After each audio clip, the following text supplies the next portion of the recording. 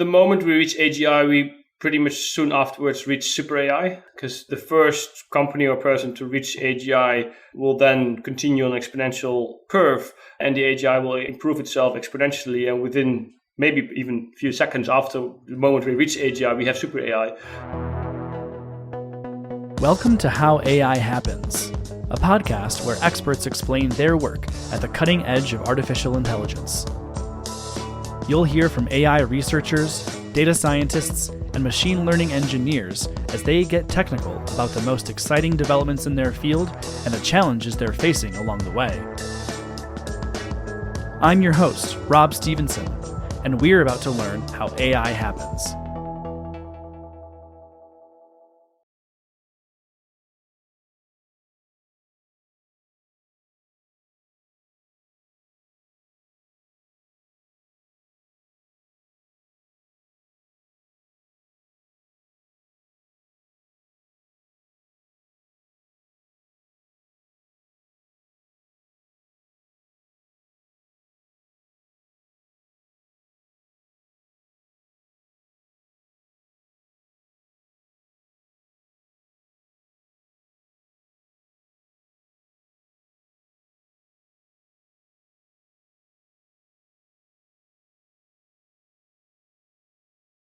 Joining me today on How AI Happens is author, entrepreneur, future tech strategist, the digital speaker himself, Dr. Mark van Rijmenam.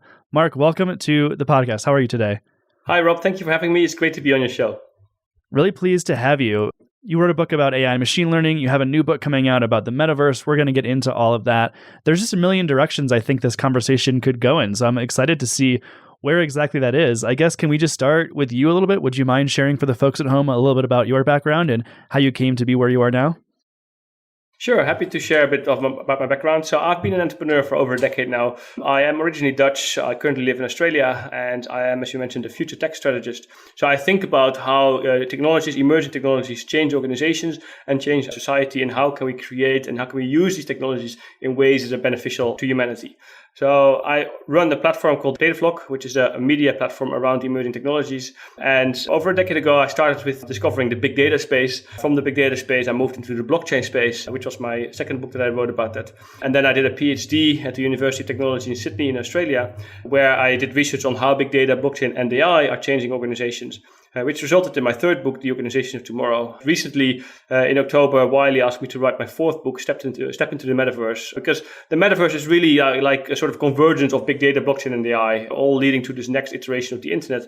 And I took a deep dive in that, and I'm currently working on a new startup in this space. It's very exciting. I also run a podcast like you, which is called Between Two Bots, together with Dan Turchin, where we talk about the ethical side of AI and how we can create AI that's beneficial again to humanity and society.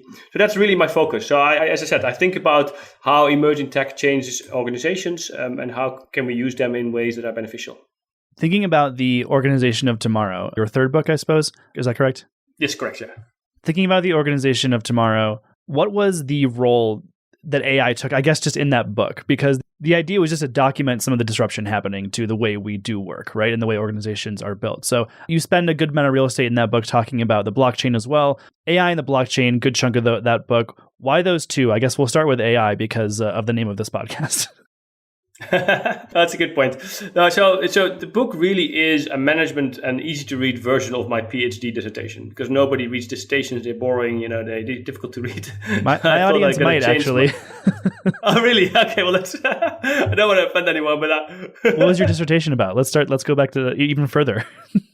Yes, so my dissertation was about how these technologies change organizations, but I had a theoretical lens called social materiality, which is a theory that looks at how the social, being humans, and the material, being technology, interact with each other and how they influence each other. And it's a very dry theory that looks at how does it affect research, how does it affect organizations, etc. And so during my research, I argued that the social and the material is very good, but for the organization of tomorrow, we need to add a third actor, which is the artificial. Because artificial intelligence is becoming more and more intelligent, especially when at some point we reach AGI or super AI, this artificial agent behaves differently from the human agent or even the material agent, which can be anything. It can be a table, can be a chair, can be this microphone. That's also material from a theoretical perspective. So my argument was very much, so how do we look at an organization from these three actors, the social, the material, and the artificial, and what role does the artificial play, and how can we make sure that the artificial plays the right role? So my PhD was on a PhD by publication. So I published several papers. One paper was on the ethical side of AI, and I took the approach of the chatbot from Microsoft, which obviously your listeners might very well remember caused quite a havoc within 24 hours. It was a disaster. But wasn't it more a reflection of the way it was used, right? Like it wasn't the technology wasn't the issue there. It was Twitter. No, the technology was also the issue because the way it was constructed and the way it was, the way the feedback loop worked, and obviously also the way Twitter works, because people started feeding it with all kinds of crap, but the way the bot was constructed, it learned from that crap, and as a result, we saw all the things that it spat out. But I took that as a starting point to sort of understand how can we use AI in ways that are beneficial to organizations to avoid these kind of things, and how can the actor artificial, be used and be constructed within the organization. So very dry research. I thought it was very fascinating. But obviously, not much a topic to read on your Friday afternoon voluntarily. So that's why I turned it into a management book. I still left that part in, but I tried to rewrite it in such a way that it's just really easy to understand. But that's really the approach that I take to technology. I take a strategic perspective, hence my title, Future Tech Strategist. And I look at what these technologies, what does that mean? And what are the downsides and the upsides of this technology? And that's the approach that I took for the organization of tomorrow, where I added also sort of a digital transformation framework based on my research. So how can organizations digitally transform their organization if they datafy their processes and customer touchpoints, if they distribute their data either using data lakes or the cloud if it's internal, or the blockchain if it's external when they're collaborating with industry partners, whether then analyze that data using descriptive, predictive, and prescriptive analytics, and then automate their processes and customer touchpoints using AI or smart contracts. And that framework, digital transformation framework, really helps, I think, organizations move forward and actually digitally transform their business. I'm glad you brought up this notion of the artificial agent. At what point does the technology transcend from a tool or ascend from a tool into its own semi-autonomous or fully autonomous entity? I don't know what a better word for it is, but what is that shift that you foresee and the need for it to go from just a tool that is deployed by AI practitioners or by really anyone who has the software designed for them to its own sort of agent? Well, I think it's a very good question. And at the moment, technology or AI is very much still in its narrow domain, but that's certainly shifting rapidly, where, we have this very narrow domain where the AI is really, really good at, whether it's creating images or labeling images or creating text or whatever. Like last week, I was watching Elon Musk's TED Talk that he gave at Global TED in mid-April, as well as the interview that they did in the new Gigafactory. And the way he looks at AI and where they are trying to build real-world AI to have self-driving cars. But once they have that real-world AI, they can also apply it to their Tesla bot, the robot that they're building. I think that's when we start to move from this actor, which is sort of can't really operate autonomously, to an actor that might have its own will or its own approach, its own way of doing. And I think that's still, especially before seeing it integrated within large organizations, that's still probably 5-10 years away at least. But that's sort of where you start to see this approach. And if we then take a step further down the road to super AI, which is, I think, I'm convinced that will happen. There's a lot of debates in the world where some people say that will never happen. Other people say it will happen next 5 years or 15 years or 20 years. I think once we reach that stage, then it will fundamentally change. And then the artificial will become a very important and crucial role within society that we not necessarily may control in the ways that we want to control it. And therefore, we need to think about that today so that we're not sleepwalking into a situation where the artificial is just all-powerful and omnipresent. So that's sort of ways to look at it, I think. How would you distinguish AGI from super AI? Or would you distinguish it? That's a good question. I think the moment we reach AGI, we pretty much soon afterwards reach super AI. That's the way I look at it, because the first company or person to reach AGI will then continue on an exponential curve, and the AGI will improve itself exponentially, and within maybe even a few seconds after the moment we reach AGI, we have super AI because it goes so much faster. But it might also take a lot longer, obviously, or the AI might trick us thinking that it hasn't reached AGI, but in the meantime is already super AI. Who knows? So I think those are sort of the same page. So I think once we reach AGI, that will be a fundamental shift. Because once we have AGI, which is as intelligent as a human being, but at an exponential speed, everything will change. So what is super AI? So super AI is an AI that is infinitely more intelligent than humans and operates at the speed of silicon instead of the speed of carbon. And because of that, it can solve all kinds of problems that we not necessarily understand. And I think the best way, Nick Bostrom, he's a well-known researcher in this space. I think he makes the comparison to an ant and humans. So to an ant, it's an ant lives in a 2D world, and an ant cannot just fathom how we come up with computers and build skyscrapers whatsoever. It's just miracles. Now, the same would apply for a super AI. We would be the ant, and the super AI would be the human. We just would not understand what the super AI would come up with and how the super AI would create stuff and solve things. So therefore, it's so important to think about how today we can construct AI in such a way that it is beneficial to us. Yeah, that makes sense, because when, say, you accomplish AGI, you don't stop there. It doesn't stop like, okay, we did it. We replicated human intelligence and thought and processing and whatnot, right? It's inherent in that notion of AGI is the ability to think and grow. And you put that really well, the speed of silicon versus the speed of carbon. So once it gets there, now it's, you let it loose, right? That's when the fun begins. So a different question, I suppose. The people who say it'll never happen, that strikes me as hard to believe, right? It feels like we're on kind of an unstoppable path towards that sort of thing. How do you think about that? I think that the challenge here is that humans are not made for exponential thinking. And there are only few people who can think on an exponential curve and can see how technology changes. And so, we've seen the same thing, that I think in the past, there's only room for 5 personal computers in the world. The internet is a fad. We've seen famous examples of these mistakes. And for me, just the way I look at technology, I look at it from an exponential lens. And I see, AI is getting better. We collect more data, especially with the Metaverse coming, which will 100x times the data that we collect today. We have quantum computing. So we merge the quantum computing with the AI capabilities. Then we have AI quantum algorithms, however you want to call them. So it only goes faster and faster and faster. And we've really left the hockey stick, the bottom of the curve, and we're now on an exponential trajectory. So for me, it's looking from that perspective, there's only one way this can go, and that's exponential improvements in the years to come, from now to 10 years to 20 years onwards, unless we kill ourselves and we ruin the planet, of course, unless humanity continues to exist and there's no global disasters happening. I'm convinced that we continue on this trajectory and we'll continue to improve, because human beings, we are driven by that. We want to innovate. We're also capitalist beings. So if we can find a way to do something cheaper and faster and more efficient, then we'll do that. So from that perspective, looking at, it's a guarantee that we'll reach this. Again, unless we screw up the world, obviously. So, and then once we reach that, the question is, what's it going to do to humanity? And that's a very open question that I don't have too much an answer on yet.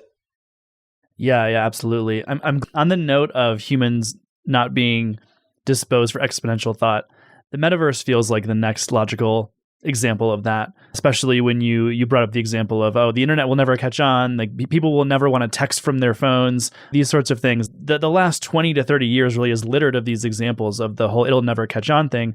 And it feels like we're kind of at that point again with cryptocurrency, with the blockchain, with Web3, and with the metaverse. With the metaverse in particular, when you look at the kind of investments being made, right? When like Microsoft buys Activision, they didn't do that to make more Call of Duty games, right? Facebook has completely rebranded itself to be like metaverse forward. And whether you like it or not, these products are coming to market. So they will exist, like they will be. The question is, when is it really going to be disruptive? When is it really going to be adopted? So that feels like the latest example of humans being ill-disposed toward exponential thought. But here we are. You have this book coming out called Step into the Metaverse, How the Immersive Internet Will Unlock a $1 trillion Social Economy. I want to get into how AI plays into Web3 and the Metaverse. First, though, would you mind sharing a little bit about this book and why write this book to begin with? Sure. So I think we are at the dawn of a new age. We are at the dawn of the metaverse, the immersive internet, where the physical and the digital are converging in a so-called phygital environment, which is a very horrible word, but it really explains quite well what it means. It means where the digital enhances the physical and the physical enhances the digital world in its shortest form. It also means that this is not only virtual reality, it's also augmented reality. It is also just 2D on your computer. It's also Fortnite games or Call of Duty games or whatsoever. It's everything. And so when I was approached to write this book, for me, that was really a key moment to start going down this rabbit hole of the metaverse and to try to understand what's happening here. So for the book, I interviewed 100 in-depth interviews with the stakeholders, the builders, the creators, the investors, the creatives of the metaverse. I had another 150 people completing a very long survey to really have a good understanding of what the community thinks and where the community thinks that the metaverse is going. So the way I look at the metaverse is, so I've written this book as a way to be a blueprint for an open metaverse. And I think that that's really, really important to stress, because we are currently on the internet where we have a closed walled garden, which is the internet is ruled and ruined, so to say, almost by big tech. We've sort of become addicted to these free services that have been created in really good ways by Googles and the Facebooks of this world. But as a result, we see that we have no control over our data. We have no control over our online identity. So as I mentioned earlier, in the metaverse, the amount of data that we create will be 100x of compared to today. So what we really don't want to end up in a snow crash scenario or Ready Player One scenario. These are the books that sort of first mentioned the metaverse, where the metaverse is controlled by one person, one company. And of course, Mr. Zuckerberg really wants to strive for that. And I'm not a big fan, in this understatement, of Mr. Zuckerberg and Meta, because he says all the right things, but he's proven to be very untrustworthy and doesn't have I think he's a threat to democracy the way he builds and constructs his companies. But that's set aside. So the way I wrote my book is to find ways, how can we create a metaverse that doesn't continue on the path of the internet of today? Because we have this blank page, this blank canvas where we can construct this immersive internet in ways where we do own our data, in ways where we do own our digital assets, where we do own our identity and reputation using a self-sovereign approach. And for me, that is absolutely crucial if we want to unlock those trillions of dollars for the social economy, instead of having it end up in the hands of the few tech elites who built the platforms.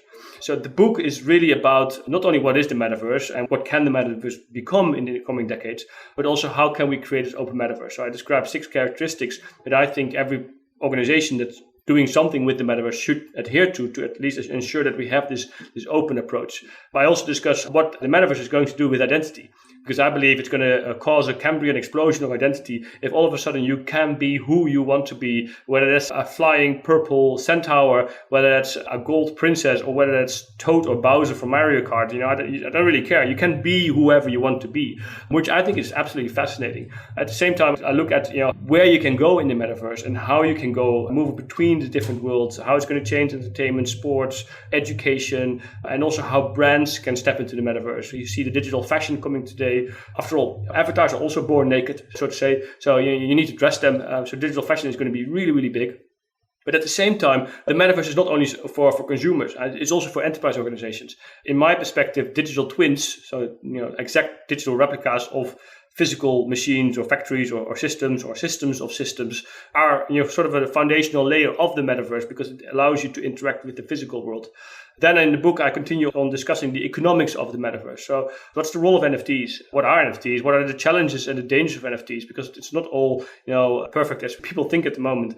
And how can NFTs, by giving for the first time true digital ownership of digital assets, what does that mean? If all of a sudden you can prove that you own a particular digital asset, well, what it means that you can then monetize that. You can sell it, you can borrow against it, you can put it up as collateral, and that will open up an entire new economy.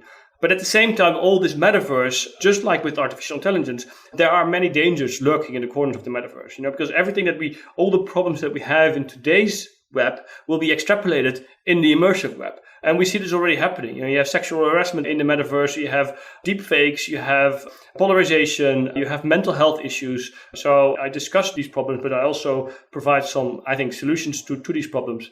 And in the end, I finished the book with a look into the future, how probably by 2035, we will beam the metaverse straight into our brains and we become this sort of bionic homo digitalis, where we are completely merged with technology. Wow, I hope that's not a spoiler for the end of your book, because no, it's not. It's definitely not. That is fantastic. Really interesting convergence of trends here, particularly this notion of taking back control of one's personal data, right? We've been generating all of this data, and for really all of the Web 2 era of the internet, we've just been giving it away because in return, we get these products we like, like, oh, Facebook is free because you pay for it with your data. The Web 2 version of taking control of your data is embarrassingly insufficient. Really, the best example of it is like GDPR, where now you get a pop-up saying, here are the cookies that you can choose to share or not. Web 3 would enable you to participate in the value that your data creates, right? In a way that previously you can. When Facebook makes money off of your data, you get nothing. But in a Web 3 version of your identity in the metaverse, or Web 3 enabled companies will allow you to participate in that data, in the value created by that data. And so is that what you think is going to make this more widely adopted? Is the trend towards controlling your personal data? How does that play into the metaverse's growth and acceptance, and why it's relevant to the average user? Sure. So I think at the moment, the web and the internet is a system of value extraction. So as you rightly say, we get all these free services. We pay with our data, because if a product is free, you are the product. And we sort of, we've been sleepwalking into this world where our data is up for grabs by the highest payer, and it's, I think, a very frustrating approach to live in. So now with the metaverse, again, we have this blank canvas where we can create a world where we move from value extraction to value creation, where we own, as I said, we own the data, the digital assets and our identity, and we have full control over it. And a good example is that just after Zuckerberg announced Meta in October, I think the day after or so, I'm not sure, I forgot her name, but the Australian artist who has the handle Metaverse on Instagram got completely banned and deleted from Instagram because she was carrying the handle Metaverse, which she already had for a decade. And she couldn't reach out to Instagram. She couldn't reach out to Facebook. Nobody responded, only until she reached out to the New York Times. Meta said, "Oh, we're so sorry. This happened by accident." I'm sorry, but that's absolutely BS. And I think that's the problem of Web 2. And we do not want to be in a situation where one single person has this control over the lives of billions of people. So we have to move away from this system. And that's also a responsibility for us as consumers, where we have to stand up. We have to vote without data. We have, maybe we should move from consumer rights to data rights, where we have more control, and also from a governmental perspective and a regulated perspective, we take the stand from the consumer that we need to protect our data. Because once we have this value creation as aspect, I think that will change everything. And again, another example, let's say hypothetically, you are a Fortnite gamer. You've been playing Fortnite for the past 5 years, so you have created a lot of value in the game. You amassed a lot of assets, a lot of skins. You're very good at the game, so you spend 10,000 hours playing the game, and then you decide, well, I've been doing this for 5 years now. I want to buy a house. So you go to the bank, your local bank, and say, look, I've worked 10,000 hours on Fortnite. I've amassed all these assets. Can I put it up as a collateral to get a $200,000 whatever loan? I'm pretty sure the bank will laugh at you and ask you to leave really quickly. But that doesn't make sense, because that person has amassed a lot of value. However, at the moment, that value ends up in the hands of Epic Games and nowhere else. If that Fortnite gamer was able to move that value from one platform to another, so to have this interoperability, to sell those assets and rent out those assets and borrow against those assets, then that same Fortnite gamer might be able to drop their NFTs, which are interoperable, into a DeFi protocol and do get that loan of $200,000 to buy a house. And then we've moved from value extraction to value creation. And that's a very long way to get to that world, because obviously the current players don't like change, because they obviously don't want to give up all the data that they're collecting. But I think, also from a Generation Z, Generation Alpha perspective, they have a different look at the world, and they no longer accept this mentality. They want to have more control. So there is definitely hope that we achieve this. But I also want to warn is that, a lot of people think that the metaverse equals Web3, and that's absolutely not true. So the metaverse can be built on top of Web3 infrastructure, but there's no guarantee that it actually will, because the metaverse can perfectly exist built on Web2 technology, which we already have. And I think that's very important. And whether we we want to end up in a metaverse built on Web 2? Well, my answer is obviously no, because then we will remain in this world of value extraction. And if you build it on Web 3, it will be value creation. So that's very important to be aware of. And I think, in the years to come, again, we have a blank canvas. We need to think about how we're going to create the metaverse. We need to think about it now, because otherwise we end up in the same situation as today. That is a great point. Surely Zuckerberg's metaverse will be a Web 2 metaverse, because it will be tied. Sure. It will be tied to Facebook. It will be tied to Meta. He gains nothing by allowing Web 3 to take part in this. No, of course not. And they said that everyone who's they now opened up, or they're going to open Horizon Worlds for creators and creatives to sell their assets, and they're taking 47.5%, which they say is a very competitive price, which actually is true, because Roblox takes 75%. Not a lot of people know that, but it's just ridiculous. It's not competitive with any DAO or any Web3 that takes 0.5%, right? Yeah, or even 10%. That's already a million times better than this case. And I think it's just the arrogancy of especially Meta that they say that and they can do that. If it were up to me, I would not invest in Meta. There's no financial advice here. Not financial advice. Do your own research, et cetera, et cetera. All of the incantations we have to cover our ass here. Yeah, that's a good call. Also, the Fortnite example and the value or the items that you would get in a game that have value to other players, or in a marketplace that where these items can be transferred. That's an example of the data that you are not allowed to participate in the value creation of historically. It's not just personal data. It's not just your own face and your own posts and your activity, right? The other part, if you view a video game, for example, as an economy of these moving parts of pieces that are exchanged for value, whether it's an experience point or a sword you use, that sword is given to you because of the output you had in a game, right? That's a transaction that has immense value in that marketplace. So if you're not a Fortnite player, the idea that someone would pay real world money, or that you could put up your Fortnite information as a collateral, would probably, break your brain a little bit. But to someone else to whom that item has a lot of value, then you can see why that exchange would happen. I really wish we could just talk about the metaverse in and of itself and the applications there for the next few minutes, but I really want to bring it back home to AI a little bit.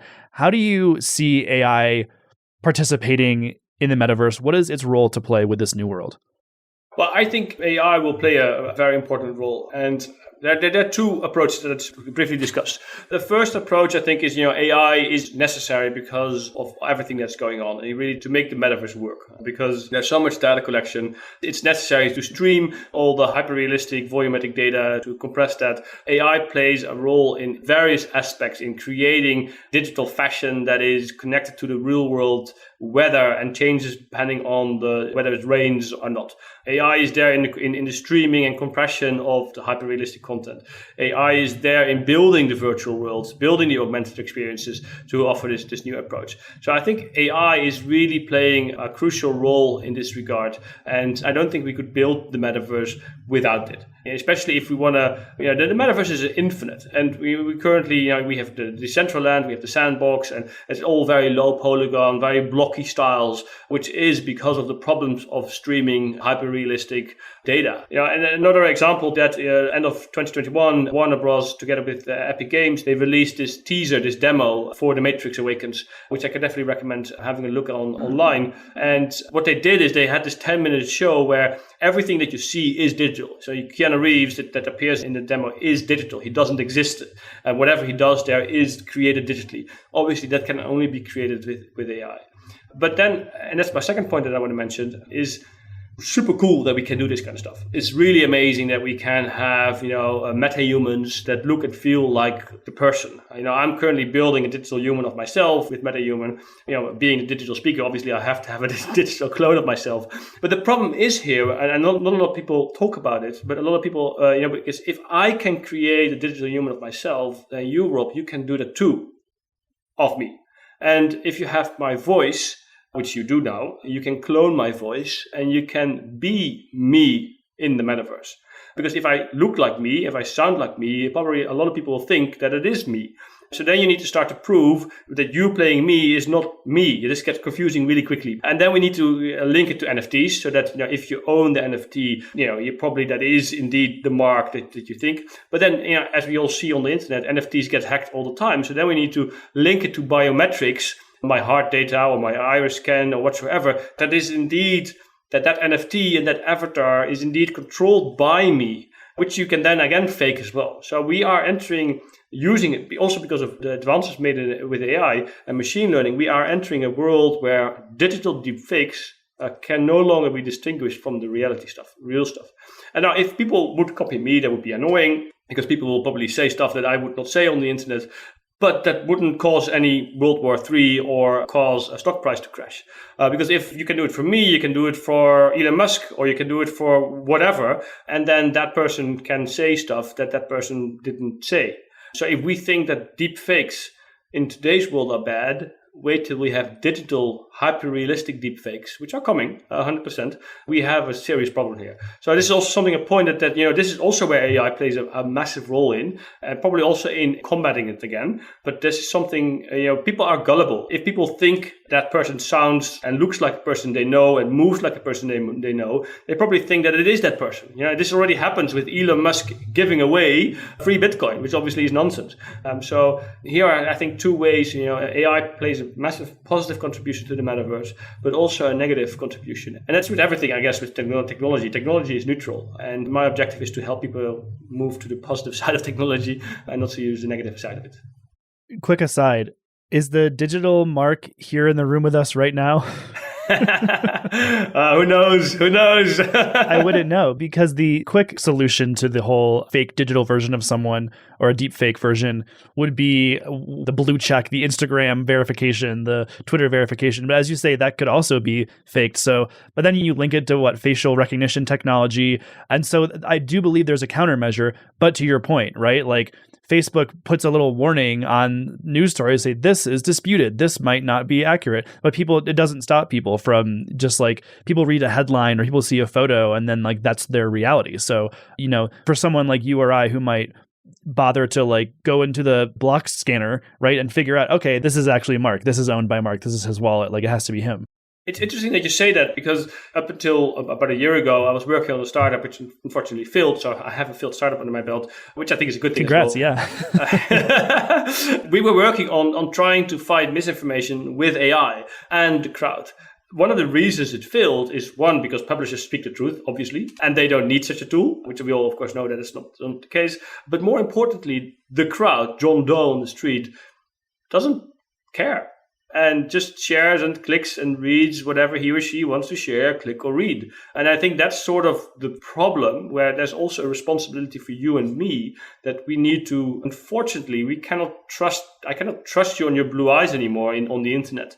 And I think that is a real big problem. I have a few ideas how we can solve that, but that's from a technical perspective also very, very difficult. So that is partially where AI comes into the picture, is in some deploying some of these solutions to some of the problems you foresee. Is that right? The way I think we can solve this is by enabling what I call anonymous accountability. So that basically means people can be anonymous on the web, because I think that's a fundamental right to have your privacy. But people are always accountable for their actions, whether you're anonymously saying something or whether you are not anonymously saying something. And I think that works with blockchain technology, zero knowledge proofs, as well as self-sovereign ID. So you have control over that.